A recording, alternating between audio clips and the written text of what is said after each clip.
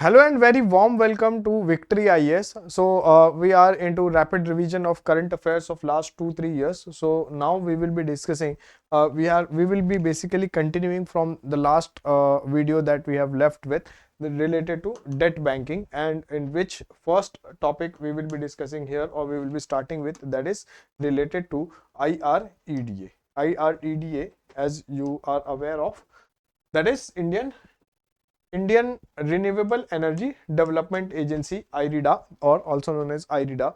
RBI has granted a infrastructure finance company status now for making loans easier, etc. These are the things. It was earlier classified as investment and credit company, now infrastructure and finance company, right? What are the benefits of this status? So now IREDA will be able to take higher exposure to renewable energy financing. So it is related to financing. It will be able to access a wider investor base of for fund mobilization, resulting in competitive rates for fundraising. It will increase the investors confidence, enhance the brand value, and generate a positive outlook in the market. Now what is the significance of it? So as you can see, the grant of IFC status is a recognition of IREDA's 36 years of infrastructure financing and development, with focused development of renewable energy.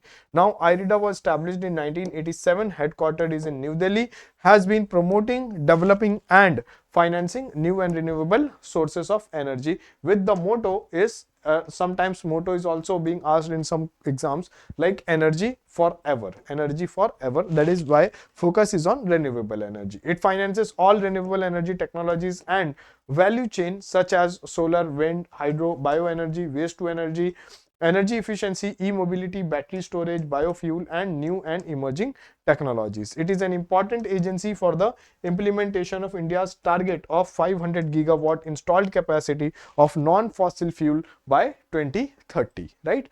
Now, when we talk about index providers, the SEBI, Securities Exchange Board of India, has released a consultation paper of the regulatory framework for index provider to bring more transparency and structure to the market. Now, what are index providers? Let's understand what are index providers. So, institutions that formulate and manage. What are index providers? So indices determine the level of investment in the market through passive mutual fund schemes, provides an overview of market trends. Example, Nifty 50 for NSE in India. So they are known as what? Index providers. Now, features of a proposed regulation. If we talk about features of proposed regulation, then index providers must be legal entities with a minimum net worth of 25 crores. So they are legal entities having net worth minimum 25 crores and must maintain independence and integrity of the index determination process, because that will help in knowing the status, that will help in policy formulation or taking investment decisions, etc. So they should be having, they should be what? They should be having this independence and integrity, right? Must exercise due diligence in onboarding data, that is they are submitting or data submitters. What is the need for regulation? So it is necessary to safeguard investors' interests in index provider service, determine the level of investment in the market through passive mutual fund scheme, right? Index providers in India, if we talk about now generally carried out by subsidiaries of stock exchange only, as a joint venture between the exchange and the index provider. Examples include Nifty 50 by NSE indices and Sensex by venture of S&P, Dow Jones and Bombay Stock Exchange, BSE, right?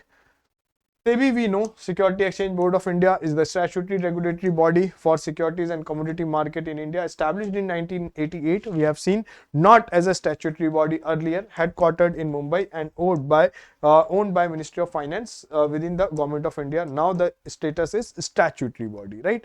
About IOSCO is the International Organization of Securities Commission. It is an association of organizations that regulate the world's securities and future market, established in 1983 and headquartered in Madrid, that is Spain, or SEBI is the member of this particular organization. Now, when we talk about multilateral development banks under the aegis of India's G20 presidency and 11-member G20 expert group on strengthening multilateral development banks. Multilateral means multiple countries will be party to it, has been constituted. MDB is a financial institution established by multiple member countries and falls under international law, that is International Monetary Fund, World Bank, Asian Development Bank, etc. like this. Focus area is how can World Bank and other bodies contribute towards climate finance, right? It is related to climate finance, related to the kind of technologies that needs to be developed for adaptation and mitigation to fight climate change, critical for developing and this least developed countries to make a smooth transition to low carbon emission without compromising on growth. Because what happens, sometimes the access to technology is there with respect to the developed nations, but not with respect to least developed countries or small island nations, right? So this is known as small island and least developed countries also, right? So this is their growth should not be compromised, and smooth transition should happen from low carbon emission to low carbon emission technologies, right? From traditional technologies to low carbon emission technologies, because when you are transitioning, some losses may occur, so those losses can be taken care by the developed nations. Objective of this multilateral bank or multilateral objective of this multilateral development bank is stabilizing the global financial system during the time of crisis, that is providing long-term financing, providing low-cost financing, right? These are the things. Issues are currently MDBs are dominated by developed countries. For example, World Bank is dominated by USA, IMF is dominated by EU, and ADB, that is Asian Development Bank, is dominated by Japan. So they impose conditionality of loans. There is lack of transparency as well as accountability. So this is issues related to it. Now, US Federal Wall Street Bank stress test scenario. So they are basically, they did a kind of, they made a condition of a kind of crisis, and how these banks are performing, that is this. So the Federal Reserve of United States to create a hypothetical scenario for economic crisis. This is being done to check if the top performing bank in the country shall survive the economic crisis. There are 23 big banks in the USA, like we discussed this too big to fail banks, right? Too big to fail, and all the banks are to be put into a severe global recession to understand that what kind of withstanding capabilities these banks are having. However, care will be taken so that they do not lose their capital to unsafe threshold, right? So what is the plan for this? So plan for this is the Federal Reserve is to introduce economic crisis scenarios. This includes market shocks, right? So market shocks will be there. These scenarios are being created based on 2008 crisis, right? Subprime crisis that we know.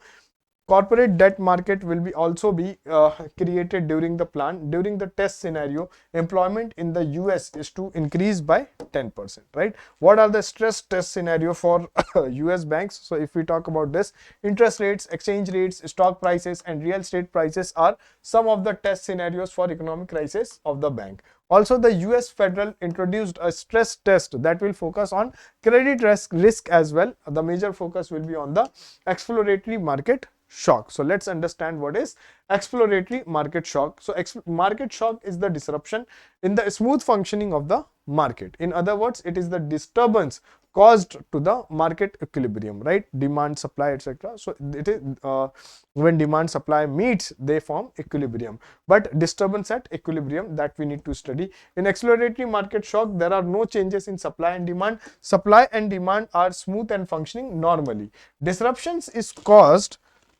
artificially, for instance increasing interest rate to create sudden market disruption, while in reality there is no need for such economic move, right? But we are trying to cause disruption so that we can understand the withstanding capabilities of the bank. So that is happening in US, right? Sometimes international importance news also comes in the exam, so that is why. QR code based coin vending machine. So when we talk about coin vending machine and how from QR they can vend vending machine, I hope you know that many vending machines also, for example, to get soft drinks, etc. Sometimes we see vending machine. The machine was launched by RBI. The Apex Bank finalized its decision for launching the machine during its recently held Monetary Policy Committee meeting. We have already seen Monetary Policy Committee. The QR code is being introduced as fake currency notes are increasing in coin vending machine. To improve the distribution of coins, the RBI preparing a pilot project on QCVM, that is QR based coin vending machine, in a collaboration with few leading banks. Now, what is this machine? So it is a cashless coin dispenser that dispenses coin in exchange for a bank account debit via UPI, right? Unlike traditional cash based coin vending machine, the QCVM would not require banknote tendering or validation. This will offer ease and ready access to coins for customers via the UPI facility. About the new vending machine, the machine is to be launched in 12 cities in the first phase, as it is for pilot project. These machines will be using UPI based code system to provide coins. Earlier, the machine tendered the banknotes physically. What is QR code based coin vending machine? So here the consumer needs not use currency notes, rather he shall use his bank account password or a pin to get coins. As he enters the pin or password, the vending machine verifies with the bank account and issues coin from his bank account directly. Earlier, the consumer had to drop currency note to get coins, but now it is not like you don't have to use currency note directly from your bank account. You can get the coin, right? What is the need for this machine? To increase the accessibility of coins in the country and also to increase the distribution of coins in the country. To address the issue, the supply of coin in the country is very high, but distribution is not even. So to enhance the distribution of coins, where will the new vending machine available? So the new vending machine to be placed at 19 locations across 12 cities. They are to be placed in shopping malls, railway stations, and in other public places where people can access them easily, right? So it is coin vending machine with the help of QR code, right? Now, Global Sovereign Debt Roundtable. So, on the sidelines of G20 meeting, Global Sovereign Debt Roundtable. Global Sovereign Debt Roundtable is to be held in Bengaluru. The event will discuss issues that are obstructing the debt restructuring processes. It will be co-chaired by IMF and World Bank along with India. India was 2023 president. The main objective of the discussion will be identifying the impediments in debt restructuring process. Debt restructuring, for example, if bank has lended extra loan, bank has lended loan in the market and it is not able to receive the loan, right? It is turning into NPA or special mention asset, like that. So restructuring means maybe the EMI can be reduced, etc. So the restructuring is required. That is to make restructuring easier. So G20 finance track, if we see, it will focus on inclusive finance and digital finance, as just now we have seen in the last video. During the meeting, G20 countries will discuss financial issues faced by them during COVID. Also the countries will share lessons learned through their fiscal policies and taxation. Now the role of IMF and World Bank in this. So today we need more than 16.9 billion US dollar of loan resources and 3.1 billion dollar of subsidy resources, right? So the loan are essential for support zero interest lending to developing countries. The IMF and World Bank will aid in providing funds and support poverty growth, trust and reduction. So poverty reduction, growth trust, poverty reduction, etc. Also the financial organization will provide concessional finances to countries that are economically vulnerable. Now what is sovereign debt? Means related to government debt, right? Sovereign means related to government. It is the debt of the government of the country owes to a financial organization. This includes both domestic and financial organization, both foreign financial organization, both. So domestic as well as financial. Now what is the significance of this? Sovereign debt rating speaks about the amount of debt a country has. The higher the debt, the greater the ratings. Investors plan their investment based on the sovereign debt rating of a country. Therefore, it is essential to keep these debt minimal, right? Sovereign debt means the loan taken by the government of that particular country. Sovereign debts, the debt restructuring process will launch by World Bank and IMF. However, countries are facing difficulties in implementing the plan. So they are to look for the reasons that why the countries are unable to implement the restructuring plans at the Global Sovereign Debt Roundtable that is to be held in Bengaluru, right? Now, corporate debt market, if we talk about firms, right? Firms which are raising fund from the market. So, corporate debt market, India is setting up a fund worth 4 billion US dollar to provide liquidity to its corporate debt market during bouts of stress to help stem panic selling, right? Panic selling fund 90% will be provided by the government and the rest by the asset manager. Now administration is as under SBI mutual fund. A debt market is placed where individuals, corporations and government can borrow money by selling debt securities like bonds to investor. When a bond is issued, the borrower or the issuer promises to pay a fixed interest rate and return the original amount borrowed, the principal, at a future date, right? So it is like the functioning of bond. When a bond is issued, the borrower issues or the issuer promises to pay a fixed interest rate and return the original amount. For example, this is a bond, right? This is a bond and this bond having face value of 100 rupees. Now this bond is not being sold at 100 rupees. Maybe it can be sold at 90 rupees and it will be promised that a particular interest at particular interest rate you will be receiving interest at a decided interval of time, and after that particular period when the bond get matured, then you will get your entire money back. That is the situation of a bond, right?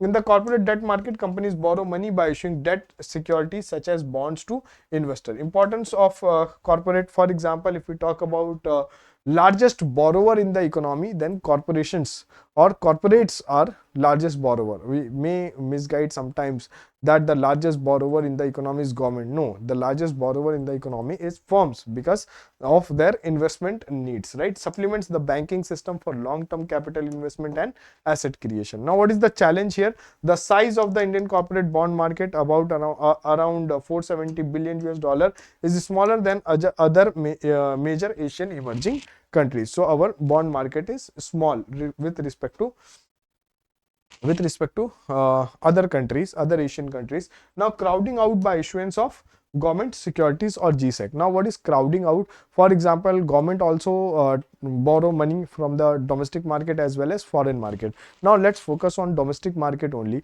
So if government is taking loan, government is raising fund from the domestic market, then there will be less fund left for raising fund for the corporation. So what we can understand, there are two borrowers majorly, and one is government, one is and other is this corporations, right? Corporates.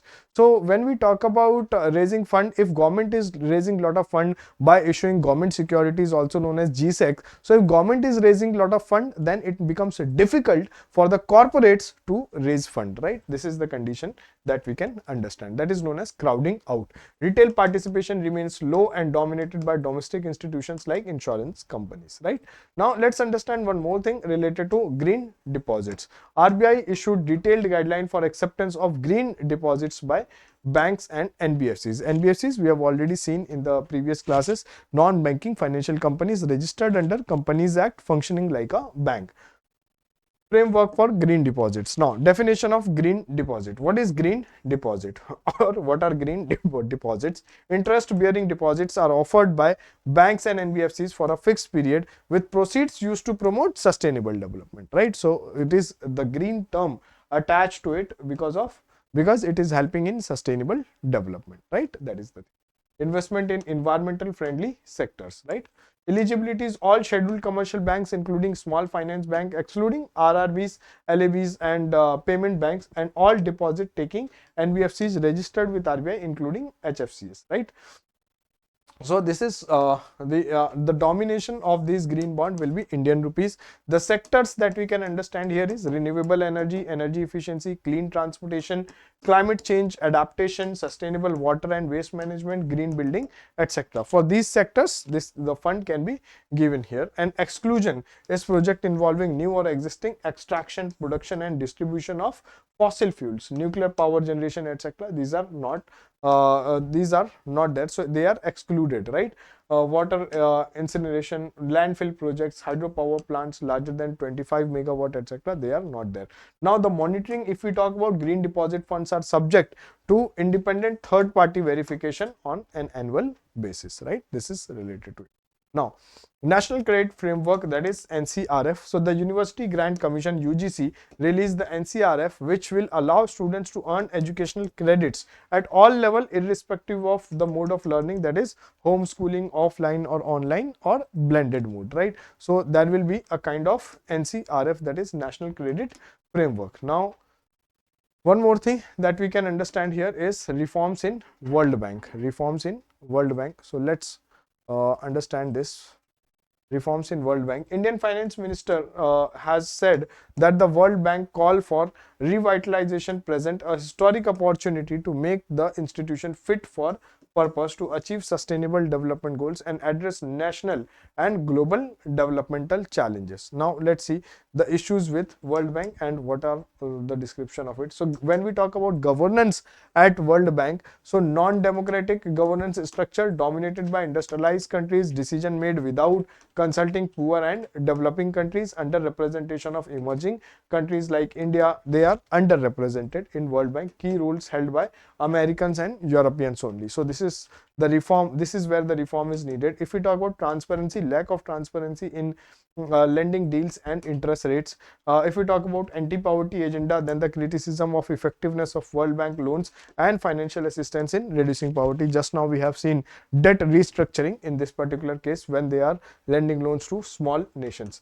The structural adjustment programs, criticism of the negative impact of SAPs on developing countries, including enforced privatization, government spending cuts, imposition of user fees, market-based pricing, higher interest rates, etc., and trade liberalization. Now, if we talk about climate and development assistance, difficulty in finding the right balance between climate and development, because there is always a trade-off. Not always a trade-off, but there is a kind of trade-off between development and climate assistance. Because if we talk about if we focus more on preserving environment, conservation, etc., then we may compromise with growth, and if we focus more on growth and development, then we may then our actions may result into environmental pollution and degradation, that is may result into climate change, that is global warming and climate change, and climate emissions are and adaptation priorities. Now if we talk about reliability of reports, then criticism for the reliability of the World Bank reports and economic performance predictions. Now if we talk about capacity, the bank according to the roadmap requires $2 trillion to meet expanded commitments for newer challenges in it that it faces, right? If we talk about definition of global development challenges, the need to build consensus on the definition of global development challenges and priorities, because the developed nation have emitted lot of greenhouse gases, etc. They have polluted environment, they have resulted into degradation of environment, etc. Now and the small island nations or developing nations are facing the brunt of it. Steps to reform World Bank at a different level, if we talk about, then you can see here leadership first. Establish a diverse and independent board of directors with the skills, expertise and independence. Remove the monopoly of America on appointment process of the president. Reform the bank's lending and investment policies to prioritize climate friendly projects and investment. Strategy and policy. Under strategy and policy, this is one. Adopt a do no harm principle that ensures the bank's activities do not harm vulnerable communities or undermine human rights. If we talk about operations and implementations, World Bank decisions should be inclusive, consensus based, and recognize the development perspective and priorities of client countries, and increase transparency and accountability in the bank's operation by improving data collection, monitoring and reporting. Strengthen partnership with other development actors such as government, civil society organization and private sectors. Now, India has asked for the following reforms. Number one, building consensus on the definition of global development challenge, right? And augmenting the financial and operational capacity of the World Bank Group, and the right balance between climate and development assistance and climate emission and adaptation priorities, right? So these are few current affairs related to this banking sector and all. Now we will do more in the next class. So stay tuned to the channel of Victory IAS, and see you again in the next video. Thank you very much.